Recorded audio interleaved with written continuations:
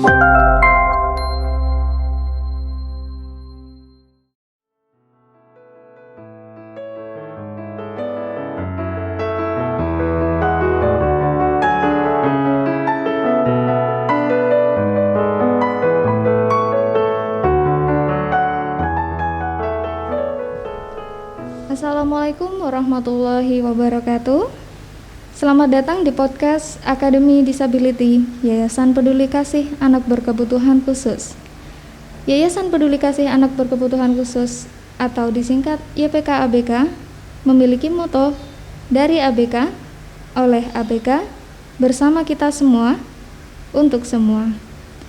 Yang berarti acara ini insya Allah akan selalu dibawakan oleh ABK dengan tentunya dilatih terlebih dahulu, dikerjakan secara kolaborasi antara ABK dan orang tuanya serta para pemerhati ABK, yaitu volunteer serta donatur. Acara ini diperuntukkan bagi semua, mengingat informasi di podcast ini tidak hanya berguna untuk ABK, namun juga masyarakat luas, agar terjadi masyarakat ramah ABK. Sebelum kita mulai, perkenalkan, nama saya Kartika Cahyani, usia saya 23 tahun, saya dari Surabaya, dan saya adalah orang dengan gangguan jiwa, disabilitas psikososial, gangguan panik, gangguan cemas sosial, serta depresi. Baik, kita mulai. Hobi senang kepo alias mau tahu. Inilah uniknya acara ini. Tidak hanya sebagai edukasi, namun juga menunjukkan kepada masyarakat bahwa ABK pun juga bisa loh berkarya. Karena aku, kamu, kita sama-sama dapat berkarya bila diberi kesempatan, keyakinan, dan harapan. Narasumber kali ini adalah pendiri Yayasan Peduli Kasih ABK, Dr. Sawitri Retno Hadiati, dan Ibu Fitri Nurani sebagai orang tua ABK. Selamat datang dokter, selamat datang Ibu. Terima kasih. Bagaimana kabarnya? Alhamdulillah baik. Alhamdulillah. Saya akan mengulik tentang bagaimana nih cara memberdayakan keluarga dengan ABK, serta tips-tips dan saran agar orang tua ABK itu berdaya, serta bagaimana bila ada yang tertarik mengikuti jejak Dr. Sawitri untuk memulai bertahan dan mengembangkan kegiatan pemberdayaan ABK. Seperti yang diketahui, visi misi yayasan yaitu mendukung peran aktif ABK melalui orang tua, keluarga, dan masyarakat. Serta misi YPK ABK adalah 1. Mendukung agar orang tua dapat menerima dan mengarahkan anaknya agar optimal. 2. Membekali keterampilan kreativitas bagi ABK. 3. Mendukung masyarakat ramah ABK. 4. Meningkatkan wirausaha ABK dan orang tuanya. Oke, kita mulai. Untuk Ibu Sawitri dulu nggih. Ya. Ibu Sawitri bisa menjelaskan mengapa pemberdayaan keluarga dengan ABK yang dipilih untuk yayasan ini, kok bukan tempat terapi ataupun tempat sekolah begitu? Iya, terima kasih Mbak Okay. Kartika. Jadi begini, saya selaku dokter yang terakhir sebelum bergerak di ABK ini, saya adalah dosen di FK UNER di Departemen IKM, Ilmu Kesehatan Masyarakat. Jadi saya melihat kalau masyarakat atau keluarga itu kuat, insya Allah anak atau sang pemilik masa depan ini akan kuat. Jadi kuncinya adalah di keluarga atau orang tua, ya. Seperti itu. Jadi tempat terapi penting, sekolah juga penting, tapi saya melihat masih saat itu masih belum ada, masih belum banyak juga penguatan atau pemberdayaan orang tua seperti itu. Baik, berarti memang sudah banyak tempat terapi dan sekolah ya dokter, tetapi untuk orang tuanya, fokus ke orang tuanya itu belum ada. Gini, jadi memang kan sudah banyak ya, memang sudah sejak tahun 1950 itu sudah banyak sekolah untuk ABK gitu ya, SLB seperti itu dulu. Nah, tapi kan lama-lama dengan berlangsungnya waktu banyak juga lebih ditekankan ke inklusi karena pembiayaan untuk SLB dan sebagainya kekhususan itu sangat besar. Dan sekarang ini dengan adanya himbauan dari rekomendasi dari WHO bahwa dengan community based rehabilitation, jadi rehabilitasi berbasis masyarakat, dalam hal ini masyarakat atau juga keluarga-keluarga ini kalau kuat ya seperti itu tadi, maka akan kan negara kita kan masih sedang berkembang, jadi pembiayaan tenaga dokter, tenaga yang terkait dengan ABK ini masih kurang, sistemnya juga kurang, dan orang tua juga mempunyai kelemahan-kelemahan seperti akses kurang atau kurang mampu dan sebagainya. Nah, inilah cara-cara untuk bisa menjembatani permasalahan-permasalahan tersebut. Baik. Kalau Bu Dokter nih, bagaimana caranya Ibu memberdayakan terutama semua jenis ABK dan segala umur yang dibina? Iya, memang kami ini sebetulnya kalau dulu dikatakan nekat karena pada waktu berdiri tahun 2012 itu masih belum ada satu yayasan yang yang di semua masih belum banyak ya, di semua jenis ABK dan semua umur. Karena kita nggak ada batasan umur, nggak ada batasan kekhususan ya. Karena saya berpikir lagi ke orang tuanya kan, ya seperti itu. Jadi cara memberdayakannya adalah kami minta pada orang tua untuk mengamati kebisaan dan ketertarikan anak. Ya, jadi bisanya apa kok bisa ngomong? Ya jadi seperti Mbak Tika ini bisa ngomong, oke jadi MC, bisa jadi nyanyi seperti itu. Kalau dia bisa gambar, oke, kita buat gambarnya itu di yang fungsional seperti ini, nanti ditempel di tote bag. Ya, seperti ini di tote bag atau di tas purun, di tas tradisional dan sebagainya. Ya, kalau dia bisa nulis, bisa bikin buku. Ya, dipinjami laptop dia bisa. Karena dia kenapa kok dipinjami laptop? Karena dia nulisnya lama.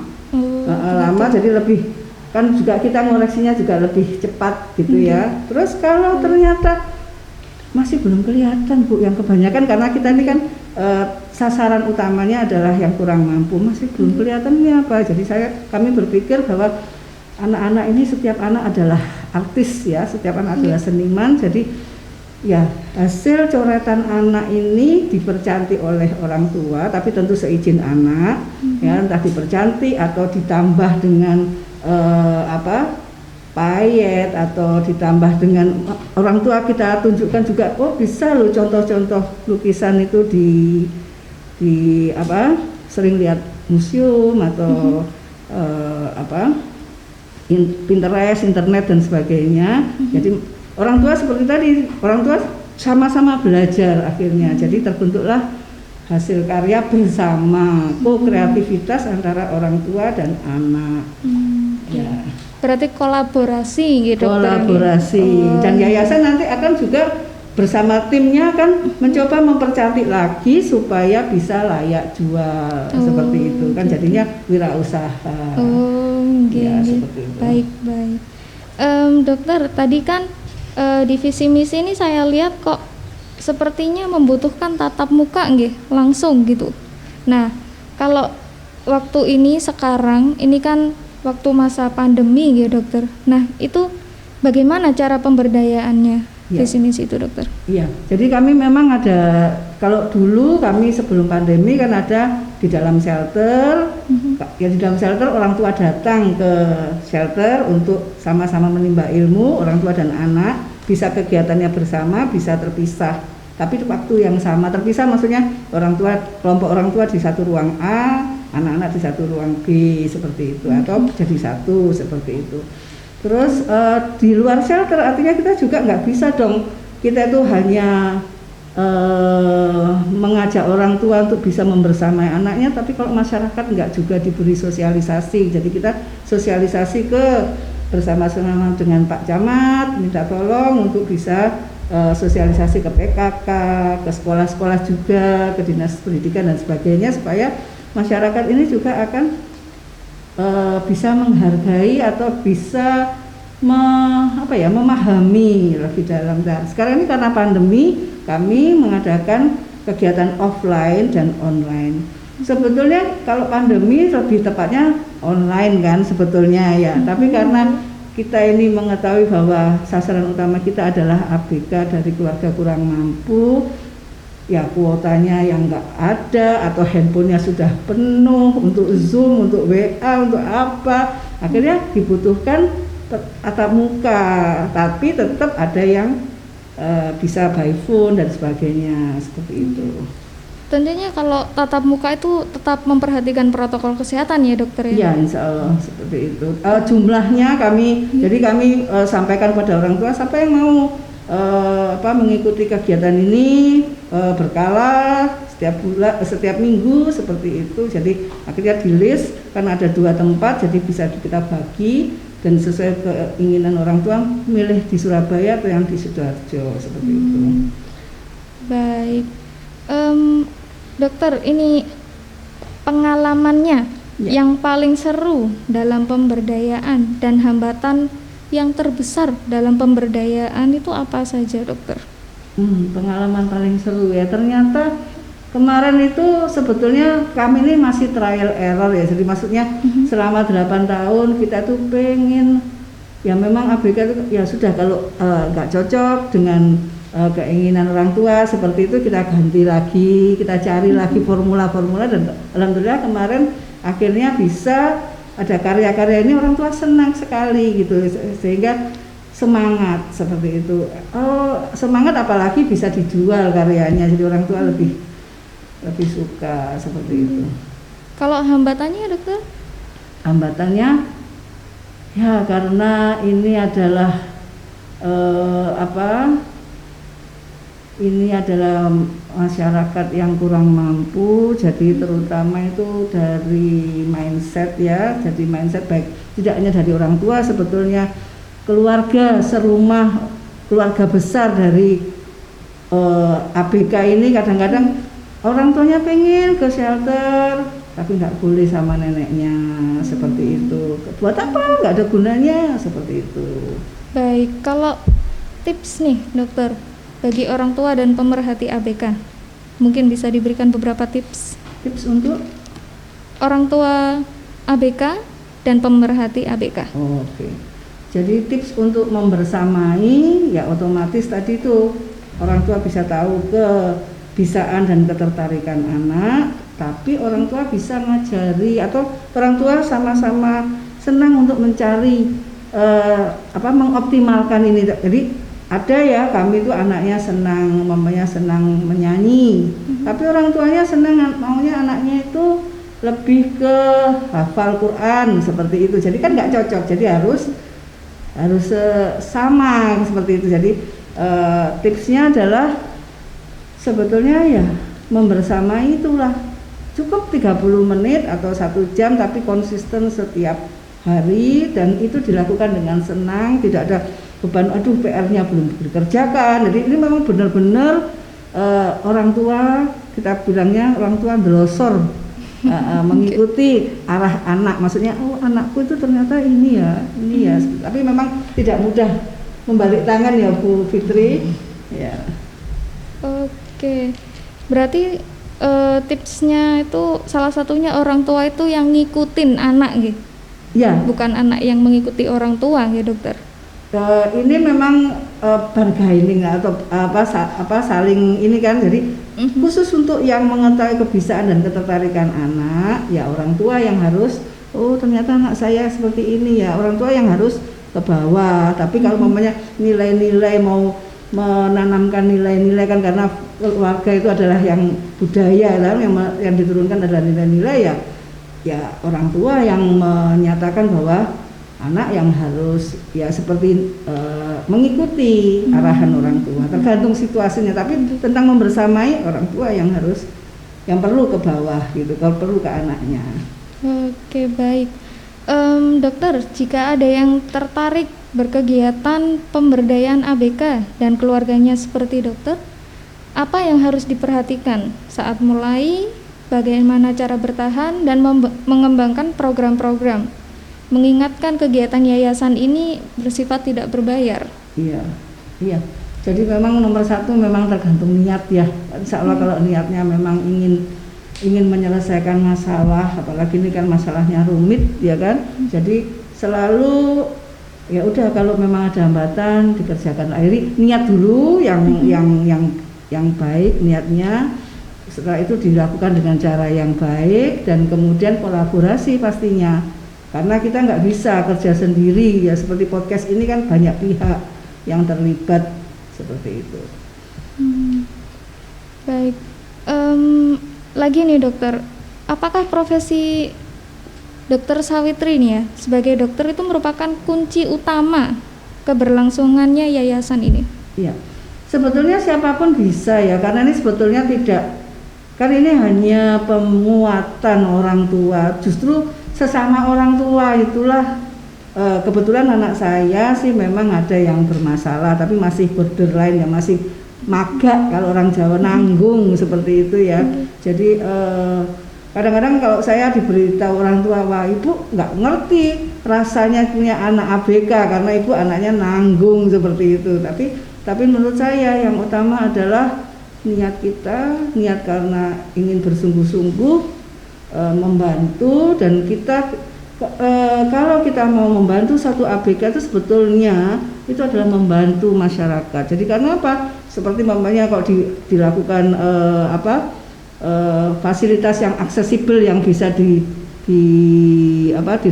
lewati kursi roda ya, gitu lewati kursi roda kan otomatis yang nenek yang sudah sepuh bisa jalan dengan nyaman seperti itu. Nah dokter, yayasan ini kan sudah 8 tahun berdiri. Apakah dokter sudah menyiapkan untuk penerusnya dokter, terutama dari pihak keluarga? Apakah anak-anak dokter ingin meneruskan? Ya, saya berpikir nggak ada sih keinginan dari saya, tapi saya kembalikan lagi ke mereka. Tapi balik lagi, kalau kita sudah mengerjakan dengan sungguh-sungguh, insya Allah sudah tertata, pasti siapapun mau meneruskan, walaupun itu memang berat. Seperti ini berat sekali, man. Terus apakah ada cita-cita dokter yang belum terlaksana nih? Iya, kami ingin membuat seperti one stop service lah, seperti untuk ABK ini ya, mulai dari deteksi sampai penanganan dini, karena early detection and early intervention itu kan utama ya. Lebih baik mencegah atau bukan mencegah ya, mengetahui langsung terus segera ditangani dengan benar, itu akan mencegah pembiayaan, perasaan-perasaan yang berkecamuk dan sebagainya seperti itu. Jadi pengennya membuat sebuah kegiatan yang one stop service dan membuat ini ya, contohnya podcast ini, semakin banyak orang tahu, semakin orang seperti itu. Jadi tidak, kalau dia tahu kan semakin sayang, insya Allah seperti itu. Oke, baik. Saya pindah ke Ibu Fitri. Ibu Fitri ini orang tua dari 2 ABK. Iya. Diagnosanya apa saja Bu anaknya? Assalamualaikum warahmatullahi wabarakatuh. Waalaikumsalam warahmatullahi wabarakatuh. Saya Ibu Fitri Nurani dengan 2 anak, dua-duanya ABK. Yang pertama ini Kartika Cahyani dengan psikososial, jadi ada gangguan jiwa, ada cemas, ada depresi, ada panik. Anak-anak yang kedua Aji Wibisono ini dengan diagnosa Duchenne muscular dystrophy atau sering dikenal DMD. Jadi ada permasalahan di ototnya. Nah, untuk dua-duanya ini tidak serta-merta saya mengetahui di awal. Jadi bertahap. Kalau yang Aji Wibisono ini dari lahir memang sudah kelihatan. Jadi tanda-tandanya mulai dari lahir sudah tidak seperti anak biasanya. Saya juga sudah curiga kok nggak menangis. Kemudian tangannya itu tidak bisa menggenggam, jadi terbuka terus. Nah, waktu itu saya melahirkan di desa, jadi saya tidak tahu mau kemana, ini mau saya konsultasikan ke siapa, saya tidak tahu. Akhirnya ya udah saya jalani aja sampai waktu itu umur 4 bulan. 4 bulan saya kembali ke Surabaya, memang saya menetap di Surabaya. Nah, di Surabaya saya sering cerita setiap ketemu orang, kok anak saya seperti ini, akhirnya saya disarankan ke tumbuh kembang. Waktu itu saya bawa ke DR Sutomo.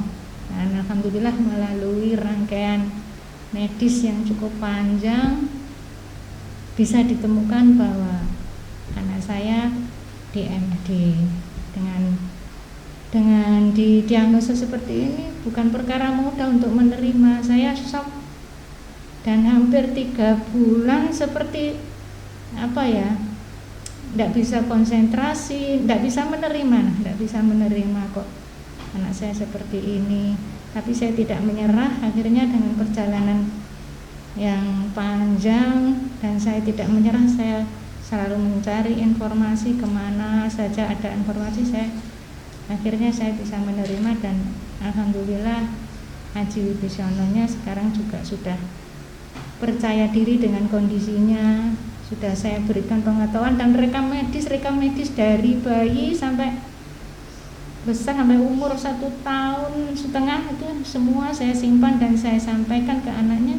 Anaknya paham bahwa kondisinya seperti ini, jadi juga sudah bisa menerima. Dia pun tidak malu dan sudah di masyarakat sudah tidak merasa minder lagi gitu. Dan sekarang ada di kursi roda yang Haji Wibisono.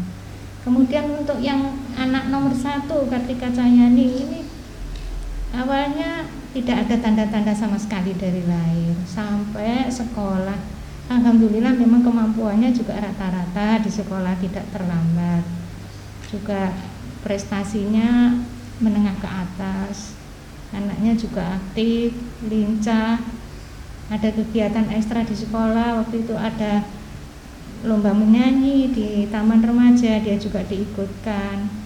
Kemudian lomba apa saja dia ikut. Alhamdulillah ya bisa. Kemudian waktu SMP tidak ada masalah, juga tidak ada masalah. Waktu SMA kelas 11 ya, 11 itu mulai ini ada tanda-tanda seperti depresi. Waktu itu berawal karena sekolahnya direlokasi dari tempat yang dekat rumah, direlokasi di tempat yang jauh dan harus melewati jalan-jalan yang memang dia takut, ada alat-alat berat yang ada pembangunan waktu itu. Nah, semenjak itu depresinya mulai kelihatan. Dia kelihatannya itu sudah ogah-ogah mau sekolah. Jadi kalau mau berangkat sekolah alasannya ini itu. Kadang-kadang sampai marah-marah, buku-buku dilempar, nggak mau ngerjakan PR. Seragam juga mau dibakar, dikumpulkan. Saya nggak mau sekolah lagi, seperti itu. Tapi saya belum paham apa ini kok seperti ini. Akhirnya ya saya merenung bagaimana. Terus saya juga seperti itu cerita ke orang-orang, yang disarankan saya untuk ke psikiater. Saya bawa ke dokter, waktu itu dokter Siti Sauli, dan sekarang beliaunya sudah almarhum. Baru saya diberi pengarahan, oh ternyata anak saya bermasalah. Setelah itu terus dokter Siti Saulinya sudah almarhum, saya bawa ke rumah sakit haji. Di rumah sakit haji kemudian terus akhirnya anak saya nggak nyaman, terus saya bawa ke rumah sakit jiwa Dokter Melani dulu. ke dokter Melani dulu. Waktu itu kemudian diarahkan ke rumah sakit jiwa Menur. Di sini juga bukan perkara mudah untuk anak depresi, luar biasa ya Allah.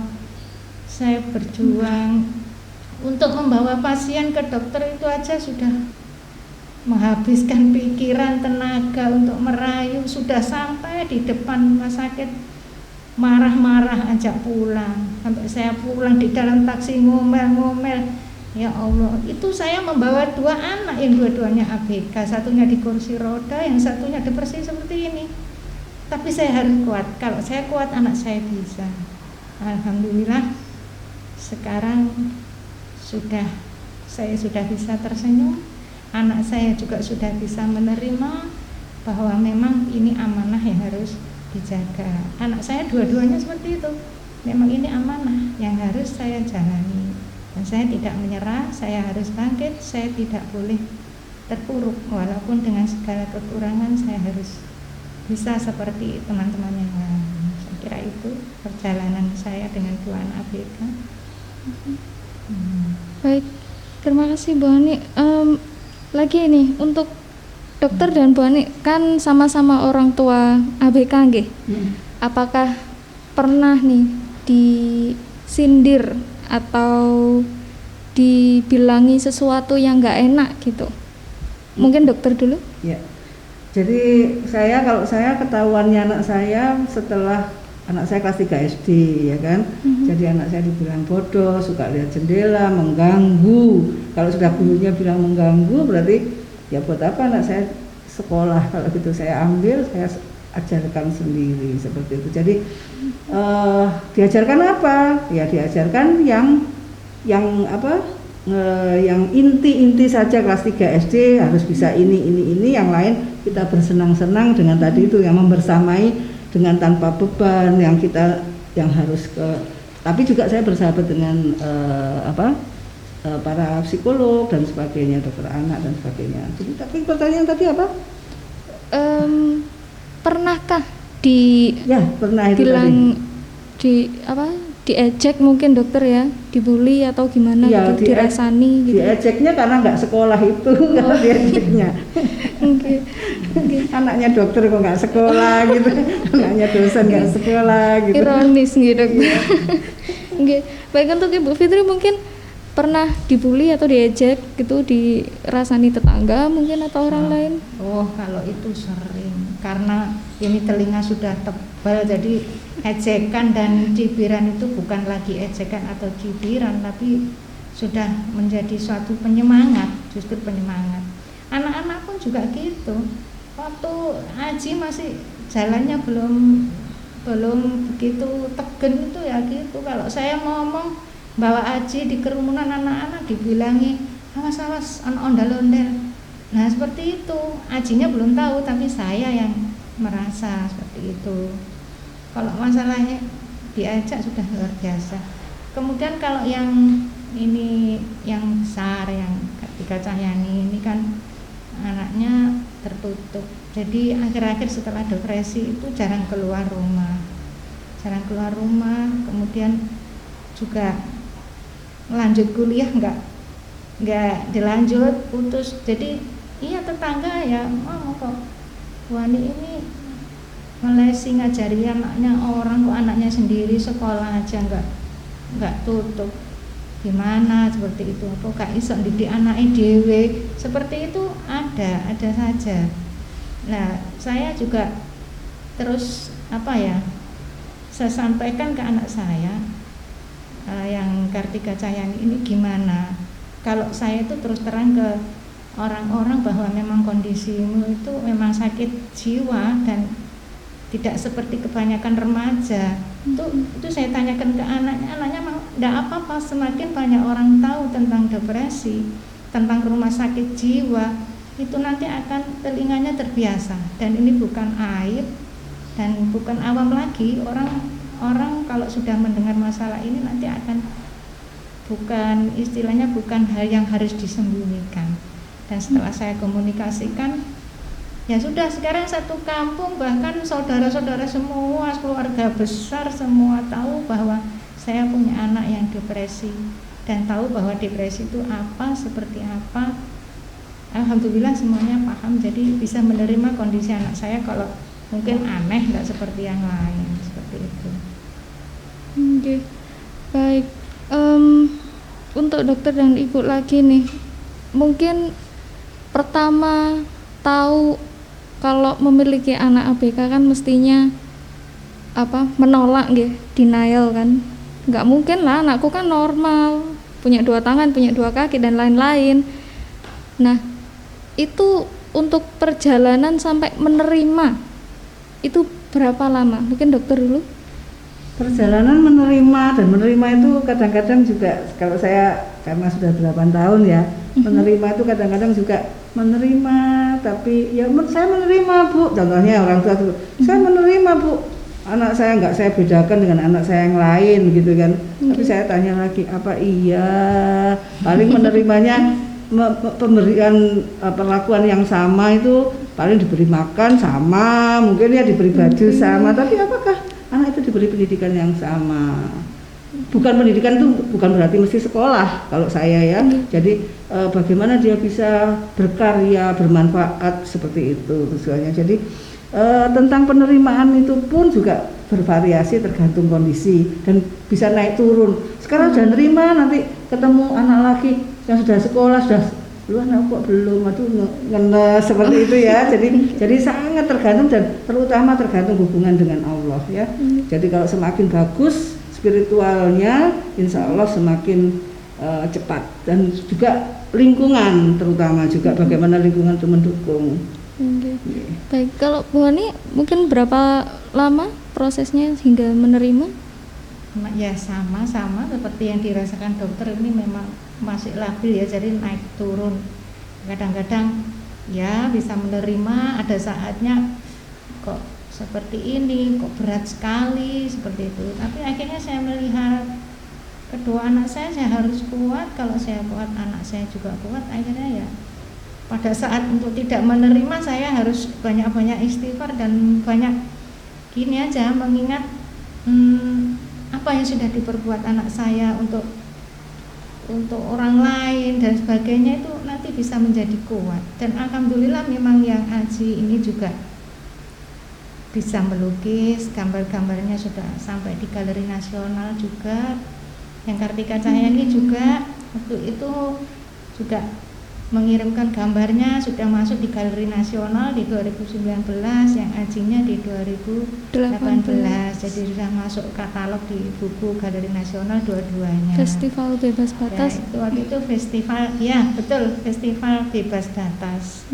Dan alhamdulillah ini juga membuat percaya diri kedua anak saya lebih beda lagi, saya juga lebih kuat lagi. Apalagi juga didukung dari bapaknya anak-anak juga selalu mendukung, baik secara material maupun secara moral. Jadi istilahnya, jadi saya juga lebih kuat gitu. Dan saya juga berpikiran semua yang terjadi ini pasti ada ada solusinya. Tidak mungkin Allah menciptakan umatnya akan diterlantarkan, tidak. Pasti ada kemudahan gitu. Oke. Baik, kadang seperti saya sendiri kan termasuk spesial tanda kutip. Nah ini kan sering merasa minder, kadang juga merasa nggak berguna. Nah sebagai orang tua, terutama seorang ibu nggih, itu bagaimana agar bisa memunculkan rasa percaya diri dari seorang anak ABK itu dan mengapresiasi apa yang sudah dilakukan? Mungkin dokter dulu. Ya, balik lagi definisi percaya diri. Saya dulu saya berpikir bahwa percaya diri itu dipupuk kalau kebiasaan ketertarikan anak ini ditunjukkan pada masyarakat. Apalagi kita yayasan ini kan gratis, selain dibantu donatur, tapi kami juga harus mandiri kan, dengan hasil karya itu bisa dijual seperti itu kan. Jadi yang layak, jadi senang. Tapi ternyata berlangsungnya waktu, saya berpikir dan juga beberapa kali membaca, termasuk salah satu dari buku yang ditunjukkan teman saya, Bu Chandra, ini memberitahukan bahwa yang disebut percaya diri itu bukan karena bisa tampil, bisa bicara, bisa public speaking dan sebagainya, tapi yang disebut percaya diri adalah tahu tentang dirinya sendiri, tahu kelemahannya, kekuatannya, peluang-peluang yang harus dia bisa kembangkan. Lah ini PR besar memang, apalagi untuk ABK, karena ABK ini kan bukan sekedar disabilitas fisik ya kan, tapi dia lebih utamanya, kalau ABK ini adalah development disability. Jadi Ya memang ada masalah mental kena, ya kan, kognisi kena, ya emosional kena dan sebagainya seperti itu. Jadi memang ini PR besar untuk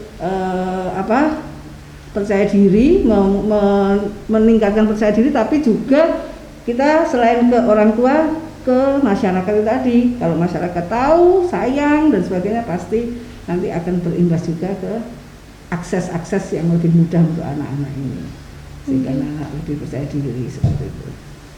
Mungkin untuk Bu Ani, bagaimana caranya menimbulkan rasa percaya diri ketika anaknya Bu Ani minder?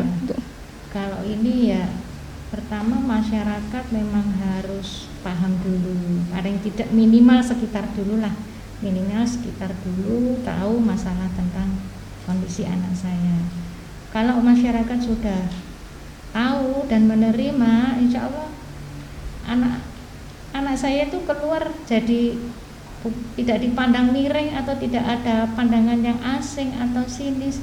Nah, otomatis dia merasa, oh ternyata nggak masalah, aku keluar juga nggak ada cibiran atau dan sebagainya. Itu bisa juga menimbulkan rasa percaya diri ke anak saya seperti itu. Di samping itu anak saya sudah paham dengan kondisinya, apa sih permasalahan saya, seperti Aji itu dia paham apa itu muscular dystrophy itu apa dan bagaimana, itu dia paham dulu seperti itu. Si Kartika Cahya ini juga gitu, depresi itu apa yang harus dilakukan, misalnya harus terapi obat terus dan sebagainya, itu dia paham. Kalau sudah paham ya udah, percaya dirinya mulai muncul seperti itu. Mungkin dari Bu Dokter Sawitri dan Bu Ani ada pesan-pesan yang ingin disampaikan kepada orang tua ABK maupun masyarakat umum. Monggo Dokter.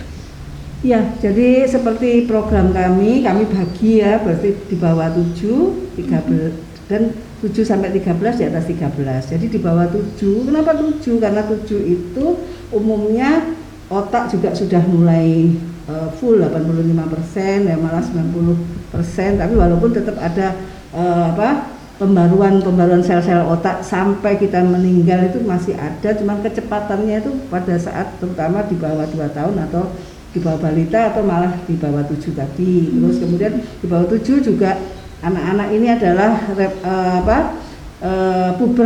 awal puber ya. Justru awal puber itu di bawah 7, bukan 13. 13 dia kalau sudah mimpi basah, sudah mens, itu sudah selesai pubernya. Gitu. Jadi kalau di bawah 7, apa yang dilakukan orang tua?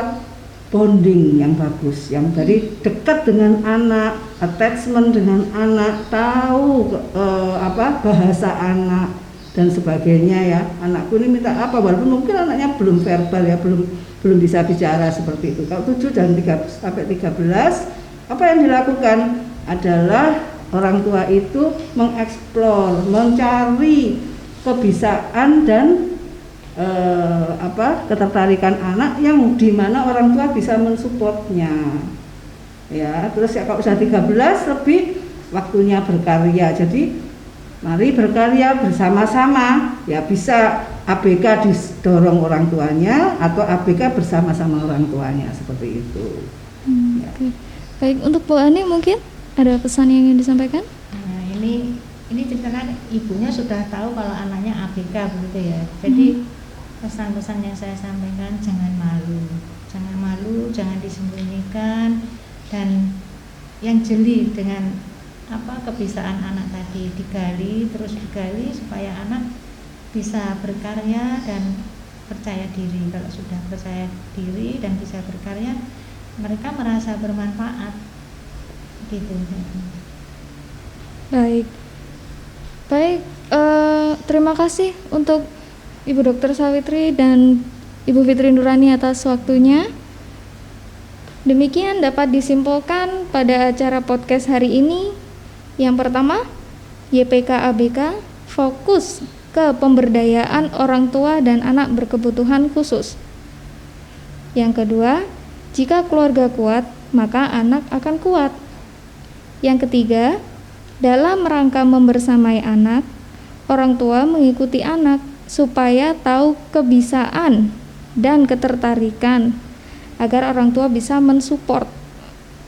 Yang keempat, niat baik, cara baik, insya Allah akan menimbulkan hasil yang baik. Yang nomor 5, percaya diri itu tahu kelemahan dan kekuatan diri sendiri. Yang keenam, orang tua selalu menguatkan ikatan dengan anak, terutama ketika anak di bawah usia 7 tahun. Dan nomor 7 yang terakhir, jangan malu memiliki anak berkebutuhan khusus. Dengan demikian, usai sudah podcast Akademi Disability ini. Semoga informasi yang disampaikan dapat bermanfaat dan sampai jumpa di acara berikutnya. Saya Kartika Cahyani, izin undur diri. Assalamualaikum warahmatullahi wabarakatuh.